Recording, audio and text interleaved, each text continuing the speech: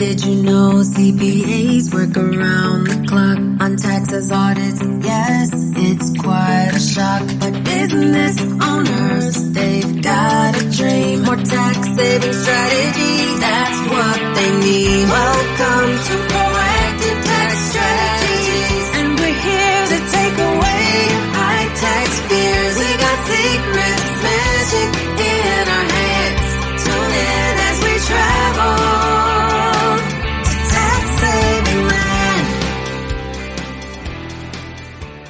Welcome back, everyone, to another insightful episode of Proactive Tax Strategies. I'm Patrice Sikora.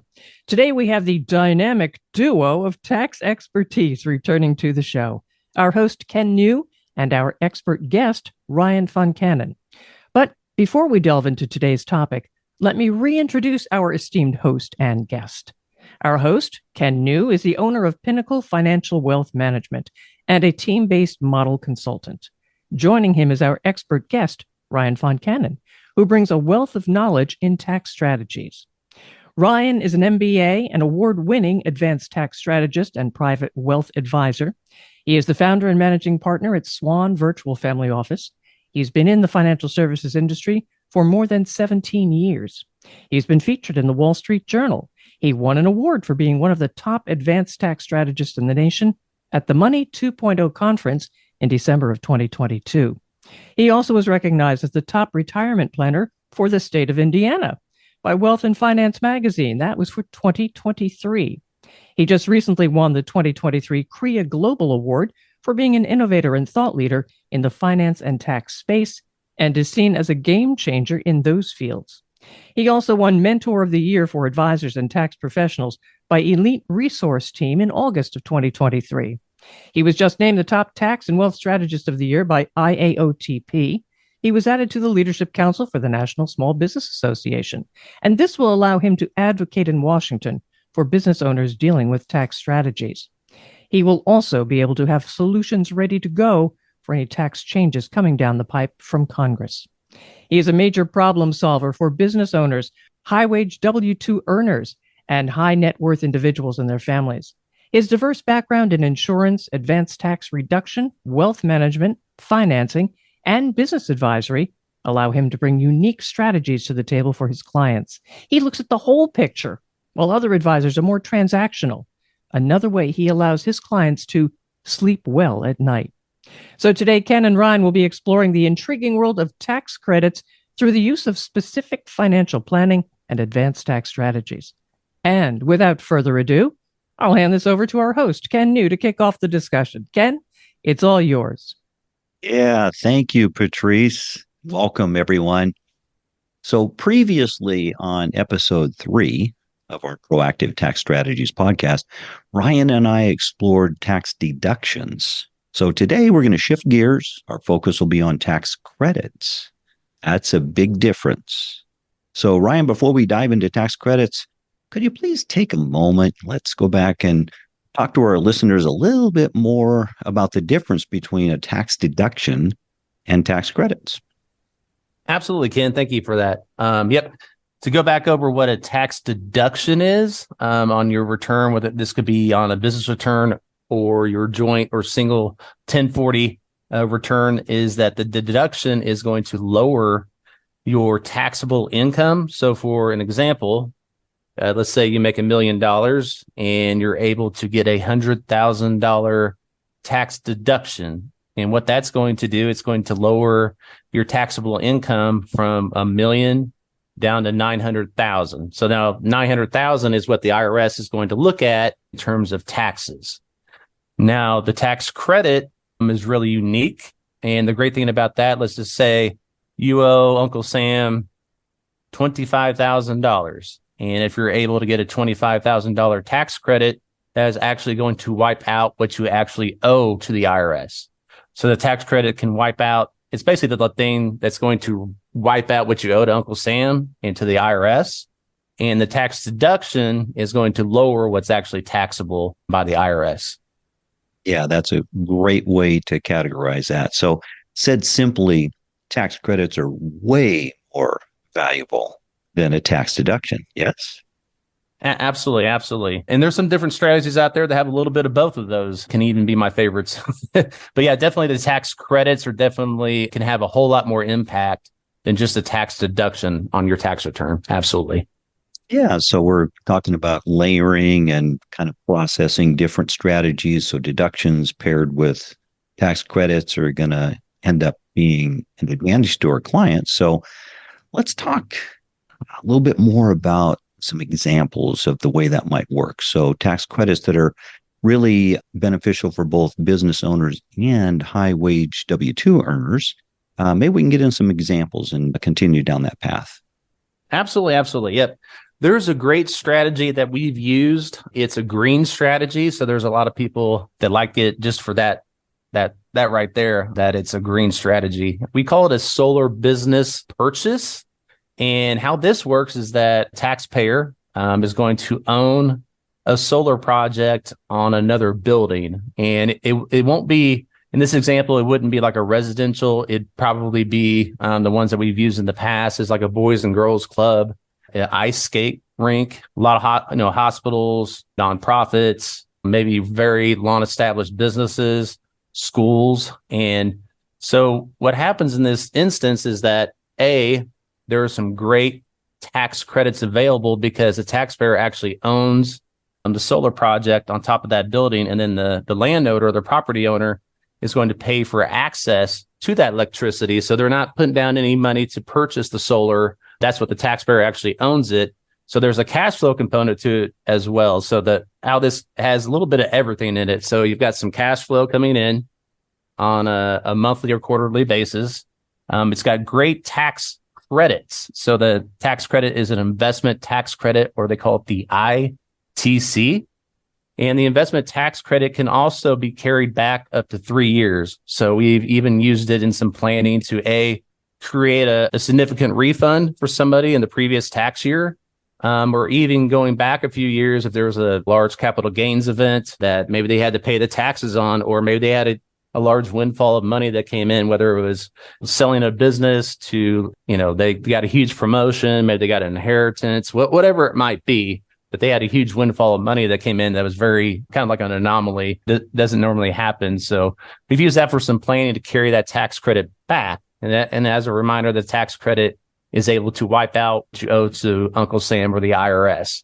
So it has the investment tax credit built into it. And it got locked in last year for 10 years at least 30% of the project. So let's just say a solar project was worth $200,000. You would get, the client taxpayer would actually get at least $60,000 tax credit on that solar project and everything. And that's at least the minimum. And then they added on 4 10% kickers. I won't really get into the weeds in terms of like each kicker, but I think most solar projects that we've seen out there will be at least worth 40% instead of the 30%, because they can at least activate at least one of the 10% kickers. There'll be some projects out there that might get 50%. I think it would be very unlikely for there to be a project that qualifies for all 4 of the 10% kickers, but I think a good majority of their projects will qualify for at least the extra 10%. So now the tax credit goes from $60,000 to $80,000 on a solar project. So that's pretty significant right there. And then within this same strategy, there's also deductions. So there's federal depreciation. So on your federal return, your 1040, you're going to get depreciation as the deduction. So now you've got a deduction on the federal return, plus you've got the tax credits. And then if you live in a state that has income tax, there will be some state deductions as well. So now you've got the state return deductions, you've got federal deductions, and you've got the investment tax credit, or the ITC. And then, kind of the cherry on top is the fact that there's going to be some cash flow. I would say the cash flow might be anywhere from about 4 to 8%, which is pretty decent. I won't say it will be maybe as strong as maybe someone, like my real estate investors out there, the cash flowing properties that they have. I would consider kind of comparing the two. Like I think real estate's cash flow first strategy, tax second.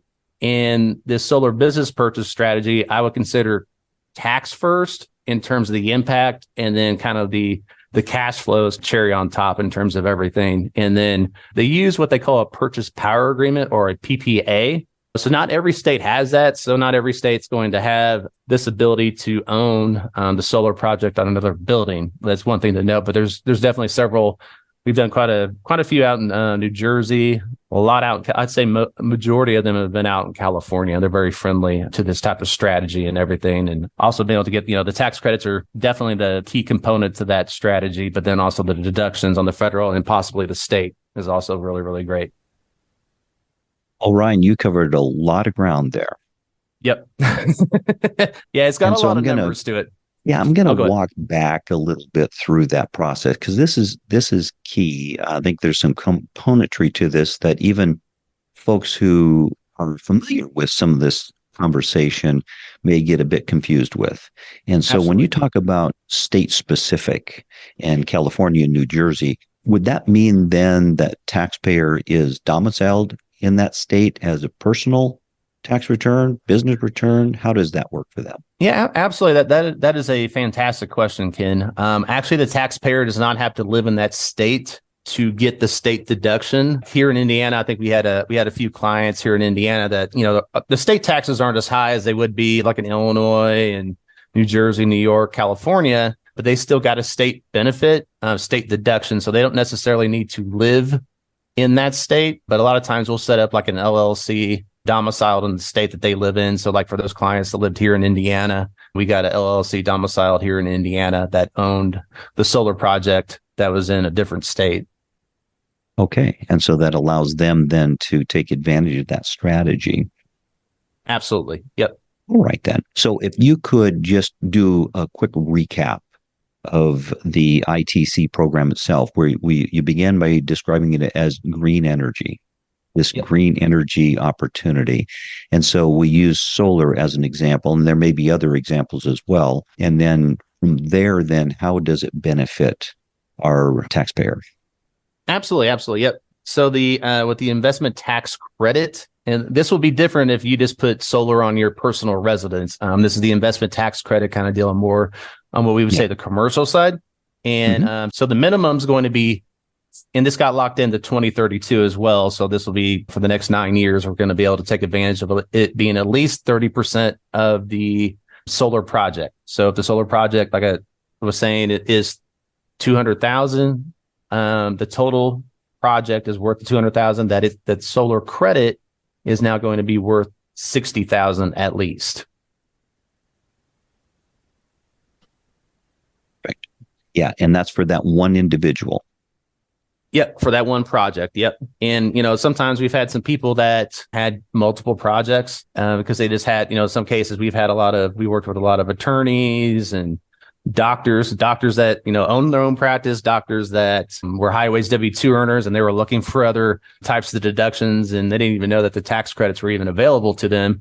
So yeah, this is a really great, I would say flexible strategy because we can use it for multiple people, whether it's business owners and or high-wage W-2 earners on the 1040. Okay, so when that project then has an investor, as someone who takes advantage of it, then you would need to find another one for that next taxpayer that would have that desired result. Absolutely. Yep. There would be another project. And usually how it works in the kind of the process of everything is that the taxpayer is going to be presented multiple solar projects that might be presented, 2 to 4 different projects.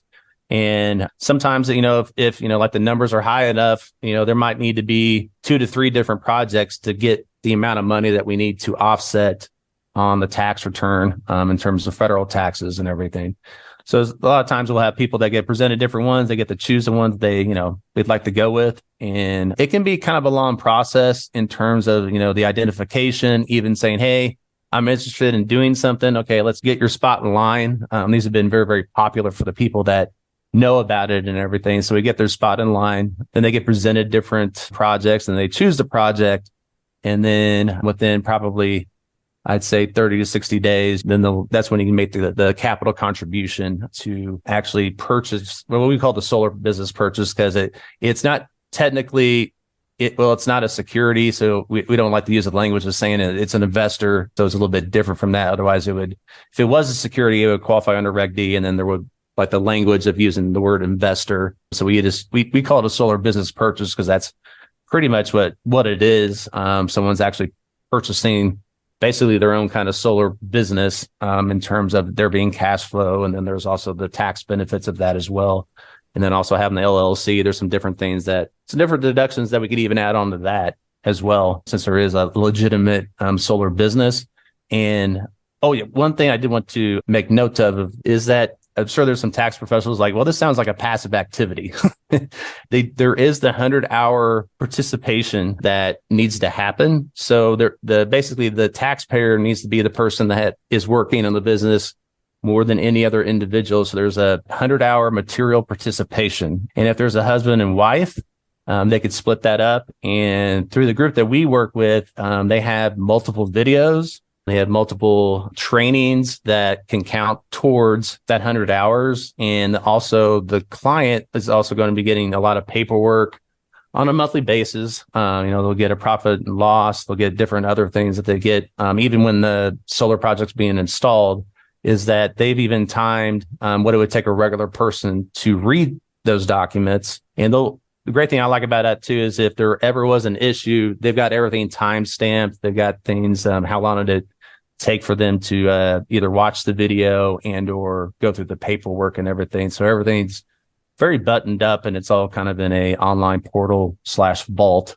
that all this information's in. But it's really great that I like that fact of it, because I know I've worked with even some real estate investors that you tell them to track certain things, or even mileage, like we talked about in the last podcast, is that people know that they should do some of the tracking, but sometimes they don't. And then if there's an audit, there can be definitely some issues there. So we also like to keep people compliant and making sure that everything's all very buttoned up and done the right way. Yeah. So the whole process really of green energy and ITC credits then has the documentation that's necessary, and that's all part of the whole program of being able to apply this type of tax credit for a taxpayer, and then make sure that it is compliant and, of course, audit proof. Absolutely. All right. Anything else about the ITC program? I don't think so. Not offhand. I think it's definitely, I think it's a little known tax credit that people didn't know that they could participate in, especially the high wage W-2 earners. We've dealt with a lot of people out in California, developers, people that work at Google and Facebook and some other large companies out there that they're making $600,000, $700,000, $800,000, sometimes over, well over $1 million or multiple $1 million, and they didn't know that this even existed. And they live out in California and didn't even know it was a possibility and everything. So the people that have done these tend to do them on a regular basis, and it's just another way to there's a tax portion of it, but there's also the wealth building component to it as well. So you're dealing with cash flows that can last anywhere from 20 to on up to 30, 35 years of cash flow on those projects. And what they do, what makes it attractive to the property owner, especially on a lot of these nonprofits that have experienced some very high price increases on electricity, is that they're going to at least start saving them 40% on their electric bill day one once it goes into service. Or that's a fancy way of saying it's being activated, and there's actively using the solar panels and everything to generate the electricity. But it's a great way for the nonprofits to budget for the electricity, because they know what it's going to be, how much it's going to cost them. And also within the contract, there'll be anywhere from about a 3 to 5% escalator.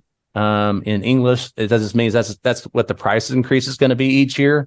So they're also going to know what the price increases are going to be in the future years. They can also budget a lot better for that as well. So it's kind of it's a win-win for everybody. It's a win-win for the taxpayer, it's a win for the property owner, and for the environment also. Taking some of the draw off the grid, so to speak, out in California and other states and everything that we're using green energy instead of using coal or whatever else other type of energy that's out there that's been tied to pollution and different things like that. What I'm hearing you say, that as time goes on, it becomes even more and more valuable, because certainly we understand that energy is going to be in more demand in the future. And so therefore, more of these alternative, if I can call it that, alternative energy sources are incentivized. And so we're probably pretty well assured that Uncle Sam is going to incentivize using tax credits to kind of help that whole process along so we do have the energy in the future. Absolutely. Yep. Yep. There's quite a few things that the government likes to incentivize the taxpayers to take part in, even on the residential side and everything. So I think there's definitely a lot of just advanced tax planning that could be done, or even just, I would even say intermediate types of tax planning that can be done with credits, the tax credits, and then also use it in conjunction with the maximizing the deductions on the business and or personal return. Absolutely. We've been able to dedicate, 15, maybe 20 minutes so far and just have scratched the surface of the value of tax credits. And of course, the average tax preparer out there, the average tax consultant doesn't even know about this. Yeah. Much less the investors, the taxpayers are not aware of it as well. So the deeper dive into this whole concept of tax credits is just going to open up a huge opportunity to these high wage earners and small business owners. Those very often you're earning a high wage, but have a profitable business, and utilize these tax credits to be able to lower that tax burden. Absolutely. Absolutely. I think and that's a big part of what we like to do too, is a lot of this advanced tax planning strategies that are available. There's a lot of education that needs to go into it. And it's not just for the education with the client, but also sometimes, or a lot of times, even education with the tax professional that we work with is, this is very new to them as well. There's a book out there of just all these advanced tax strategies that are available, so to speak, or it's not part of a training or a continuing education program that they've looked at. So there's definitely some education out there for the tax professionals as well. And the ones that we've worked with on these have definitely really, they really like them because they check a lot of boxes. And then you add on the helping the environment. That's definitely a plus right there too. But yeah, definitely a lot of education that we're big on with the tax professionals. And then also with the education with the clients, it's a little bit more of a sophisticated strategy because you've got a lot of moving pieces with it. But once you understand the moving pieces from the tax credits, the deductions, federal and possibly state, depending on the state, and then you add in the cash flow, there's a lot of moving pieces, but they're once you understand it and everything, it's a really, really great strategy that's not very well known out there. Yeah. And before we move on to real estate, I just wanted to recap that just for a moment. The key thing is that it's such a huge benefit. However, it's difficult even for the tax professionals to understand how to apply it. And then, of course, to document it and to make sure that it holds up under any circumstance if it were ever challenged. And so the benefits are very, very high across the board, but it does need to go through a whole process of learning, educating, keeping up to date. And the beautiful thing about it is that it looks like this one has a 10-year window. So it's not like it's going to be here today. It may not be available tomorrow. It's got a 10-year window of life, it looks like. Absolutely. Yep. Absolutely. So yeah, it's been solidified and it's in law. So that's another nice thing that, and maybe not even like this year would be for some clients to look into it, but maybe, the future years and everything, it's definitely going to be on the books for a while. And we're excited about the opportunity for sure. We've had some really great conversations with a lot of clients, and we've used this strategy in combination with several other strategies to help, mitigate a lot of the taxes on someone's tax return on the 1040 and all that. So our clients have really at least enjoyed the option of talking about it. Do I say every single client that we've talked to has done it? Probably not, but they've enjoyed the education, at least, of us bringing more options to the table for them to then decide if they'd like to move forward with whatever strategy that we bring to the table and all that. But yeah, the clients that have done it really, really appreciated the impacts, the three areas, the tax credits, the deductions, the cash flow, and all of that. Absolutely. Yeah, terrific. Well, thanks for sharing that. We've scratched the surface on it and have a basic understanding of it. And that's why professionals need to be involved in order to be able to apply this and help the clients as well as their advisors to work with it.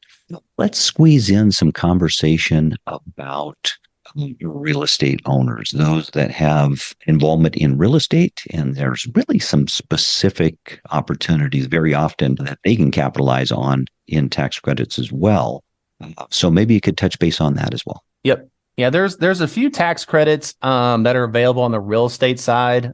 There's the historical tax credits. I don't know if a lot of people know about that. Now, it has to deal with more of an older home in that regard. And there's some special rules around the historical tax credits. But I know where I live, I know some of the bigger cities tend to, unfortunately, knock down some of the older buildings to make room for skyscrapers and everything. But I live in the third largest city in Indiana, and we've done a really great job of trying to preserve as many of the historical buildings that are around. So it's definitely, I think, something that I know there's a lot of real estate investors and developers and different things like that rehab a lot of these older buildings. And I think a lot of them don't even know that there's that tax credit that's available for them. So I think that's definitely something, if there's anybody that is a real estate investor out there that is rehabbing historical buildings, I think it would definitely be worth taking a look into that. There are some special rules that are involved with that historical tax credit. I won't say I know all the ins and outs of like how it exactly works, but we have used it with a few of our clients, or at least mentioned it to them that, hey, I would at least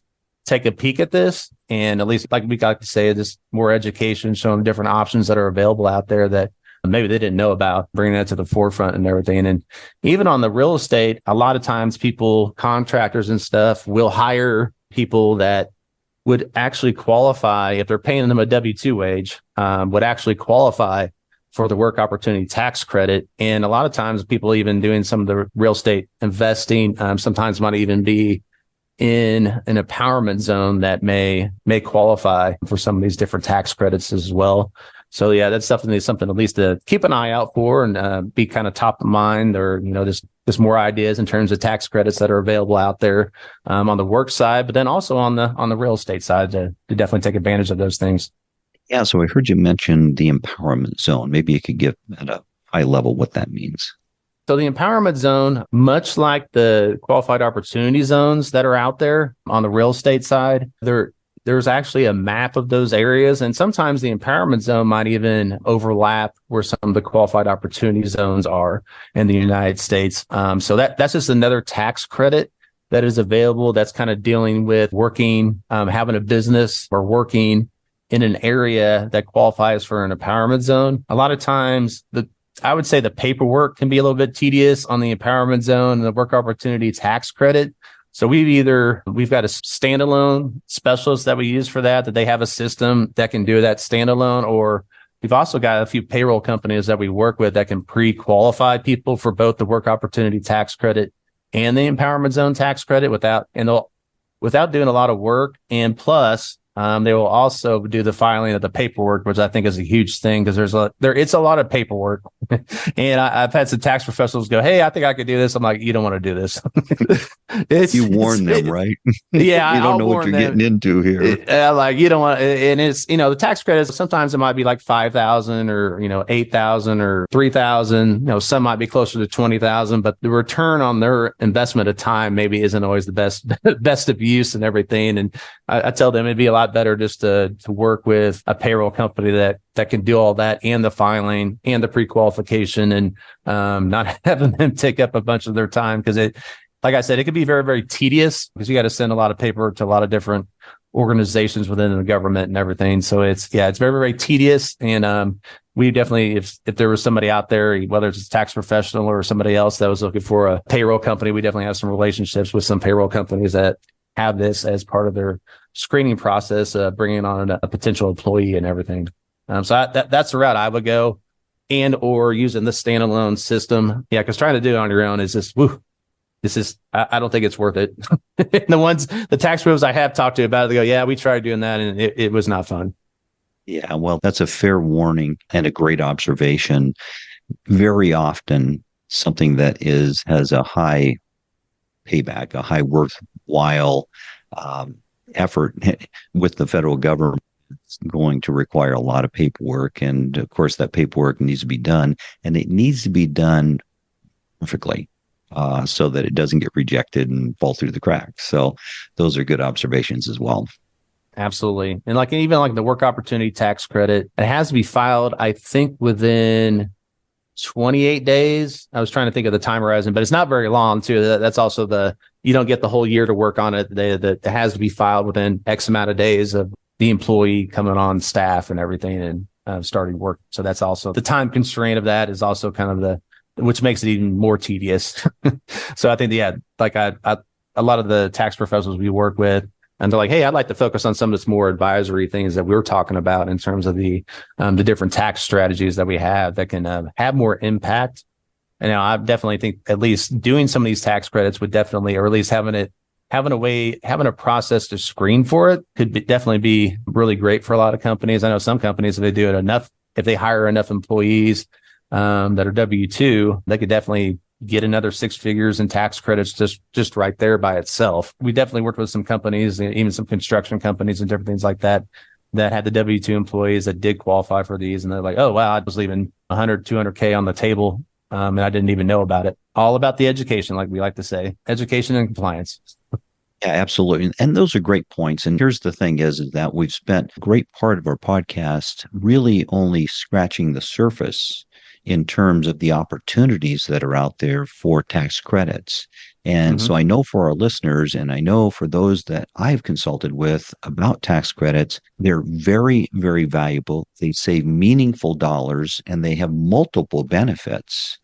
And we haven't gotten in today. We haven't gotten into things like cost segregation, as an example, or really some of the other capital gains, capital depreciation, luxury tax, 1031 exchange conversations. Ryan, we're going to have to bring you back again another day and take a deeper dive into some of those huge opportunities that are out there. But just again, to recap, the first 2 conversations about tax credits have revealed a couple of things: the strength of that tax credit and the multiple benefits of the tax credit. And then at the same time, the complexities that are involved, the need to have an expert that understands it completely and can see it through from the beginning of the project to the end. So would it be okay if we brought you back again another day to take a deeper dive and continue on this conversation about tax credits? I absolutely. Yeah, we can talk about, definitely all the things you mentioned that we didn't get into. Like you said, the cost seg to the qualified opportunity zones to just the different planning strategies for capital gains events that business owners, investors, real estate investors all have happened to them, and realized gains that they didn't know that there was other ways that we could either mitigate and or eliminate those taxes on those opportunities and everything. Well, Ryan, thank you so much for this wonderful discussion and really scratching the surface into tax credits. And we'll come back again and finish up with some more insightful information about tax credits and take a deeper dive into the real estate aspect of it, 1031s, cost segregation, and so on. Absolutely. Yeah, that sounds great. Thank you for your time today.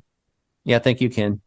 Well, Ryan and Ken, thank you for this insightful discussion on tax credits. And to our listeners, we hope you found today's episode valuable.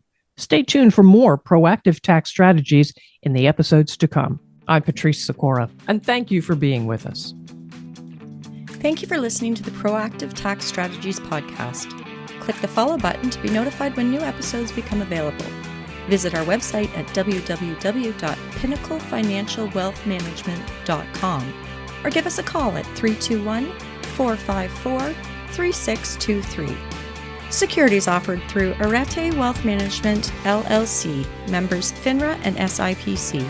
Investment advisory services offered through Arete Wealth Advisors, LLC, an SEC registered investment advisory firm. Pinnacle Financial Wealth Management, Arete Wealth Advisors, and Arete Wealth Management are independent entities.